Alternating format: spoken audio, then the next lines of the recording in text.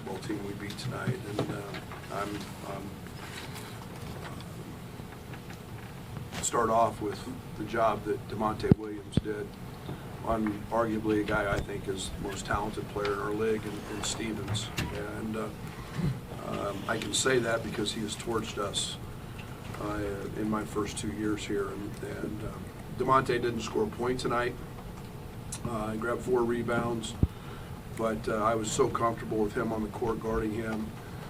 We put a little package together to try to bother him, but Chen Coleman, one of our assistant coaches, had the scout. He got our guys really focused and dialed in. They've been attempting about 28 threes a game and shooting 36%, which is playing at a really, really high clip, and to hold them to 4 threes, I was really proud of that. It was a big, big key to the game. And then, playing very, very small, which we did most of the night, to out-rebound them was a big point of contention. I thought that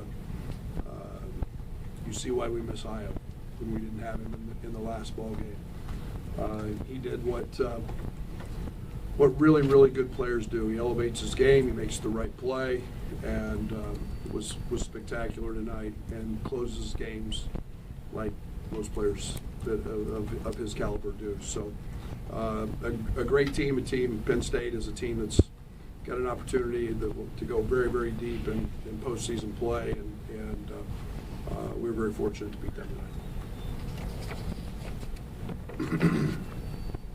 Brad, is this kind of a situation where you guys, we get 2 good teams together, and one's due, and maybe the other one's due? Well, I told our guys, I said, at shoot around today, we had won 7 in a row, and you become the hunted. Yeah. And you have a tendency sometimes to maybe not be as sharp or prepare quite as well, because it's, Human nature. It's human nature, and now we were on the back end of that. In a couple games we didn't play very well in, and so that table flips. It's human nature, and when you're in the best conference in America, with the best coaches, my goodness, the night you don't show up to play, you can lose. Is it accurate to say you guys were desperate? No. Okay. No, we're not desperate. I mean, we're not even desperate attitude. Not even. I think there was some urgency, no doubt about that. But desperate's never in my vocabulary. Coach, a week ago you said at the podium you didn't know about Io's future. A week later for him to do this, how impressive is that? And you talk about what he had to go through to be ready for tonight. Well, kudos to Paul Schmidt and Adam Fletcher. The job that they've done. He's practically lived with them. Once we got the news that it wasn't structural, and it was a pretty easy no-go at Rutgers with the ability to straighten it and play. But again, the therapy and those guys doing their job. But more importantly, it's on Io, his mental approach. Most guys could have used this as I'm just coming back, and I've got a built-in excuse, and I was about winning, and you see that kind of Mamba mentality that he has. So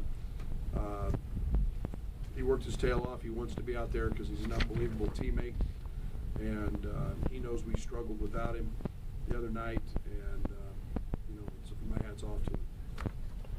When did you maybe make the final call on if he'd go tonight? After shoot around. I mean, just seeing him go through it and move, and how he was reacting through that. He was pretty dialed in. I guess then what kind of led to starting Io with Trent and Andres in a lineup? He hadn't played for a couple months. He's one of our best players. He was going to be in the lineup, and I thought it was about getting back to some level of comfort with Allen in terms of Io was going to be in the lineup. We brought Allen. Allen was terrific in the first half tonight, and but Io's has been sensational on both ends, especially the defensive end. And I felt like tonight, his size was needed, his knowledge and understanding. Kofi and Georgie both missed a lot of bunnies early in the game, and then in the second half, Kofi had his second consecutive shot clock violation, just not recognizing it. But then he learned from that mistake and he made a crucial bucket on. Can you talk about him keeping with it, because he recognized the clock was about to run out? Yeah, I think in the first half we got some options right at the rim, and it was probably my fault, talking about Mike's ability to block shots, and I think Georgie in particular rushed a couple of those, but Georgie got good looks. Georgie doesn't miss. He made that jump hook at Rutgers the other night, but and then Kofi missed a couple, but you got a nice lob, a late lob. Io threw him a great late lob. You got a couple right around the rim, and Kofi continues to grow in his understanding, and that's the important thing. Also, you only shot 10. You only attempted 10 threes tonight, and Georgie definitely was holding his trigger on that. But that was certainly part of the game plan, we assume. Well, you can't shoot 28 like we did at Rutgers and be on the road and expect to win. And that has not been our MO all year long, is shooting a ton of threes. So tonight was pretty much our formula for success. Coach, I know Io's had a lot of good games in his career. Given the circumstances, injury and everything, Easily. where does this rank? Easily. Right there at the top. That's a top 10 team he did that against on the road. I was told by Derek, we haven't won a top 10 game on the road in 12 years. That's a team that's really had our number in the last few games. Absolutely. That's right there at the top. Coach, I imagine you watched a lot of Penn State on film with and now without Monty Jones, and tonight was the fourth straight game that he didn't play. What jumps out at you with Penn State when he isn't there versus a night like tonight when he wasn't out there?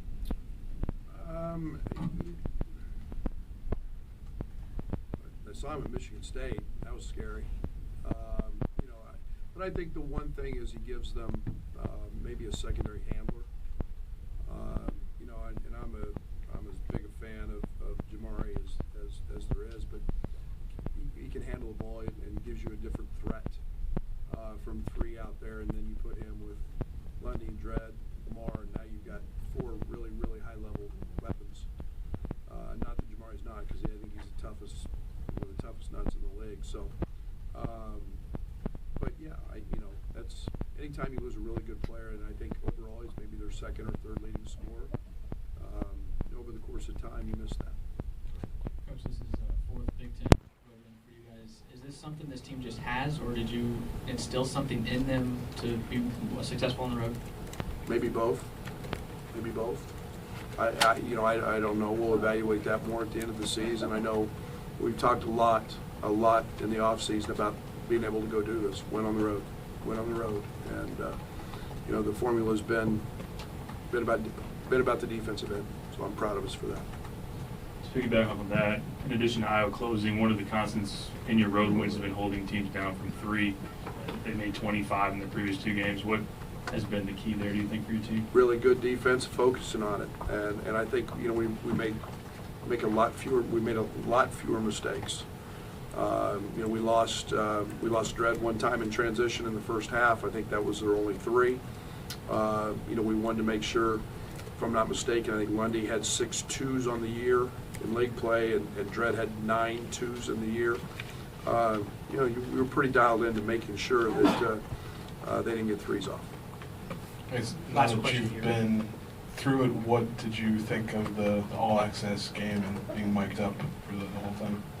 Well, let's see. I got a lecture from my mom. I got a lecture from my agent. I got 3 lectures from my wife. Derek was a nervous wreck.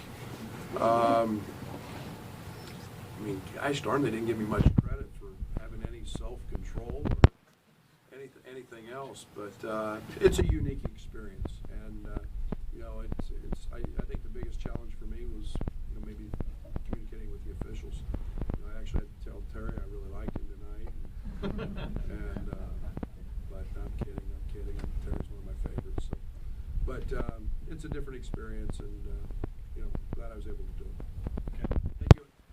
All way we'll have Io, Kofi, and DeMonte.